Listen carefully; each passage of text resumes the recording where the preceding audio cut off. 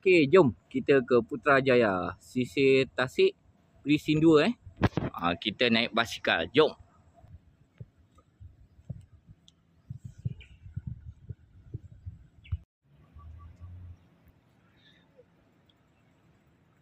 Okey, ni dia. Kat Putrajaya ni banyak korang boleh tengok keindahan alam Cantik-cantik dalam binaan dia.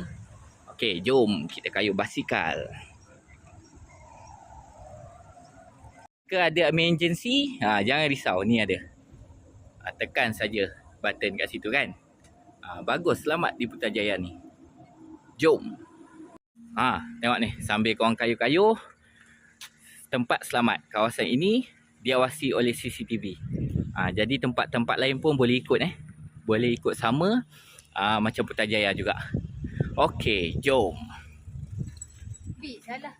Nak pergi tandas, ada saja kat Putrajaya ni tandas merata-rata dia letak supaya korang mudah kemudahan sangat bagus. Okey, jom.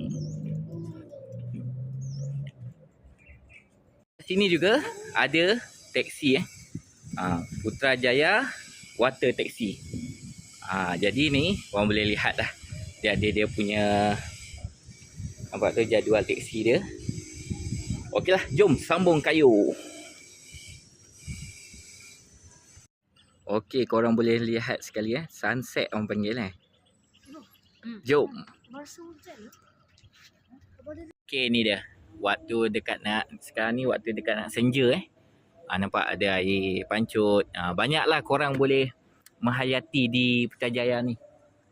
Okey, jangan apa-apa pun jangan lupa datang ke Putrajaya kayuh basikal. Okey, ciao.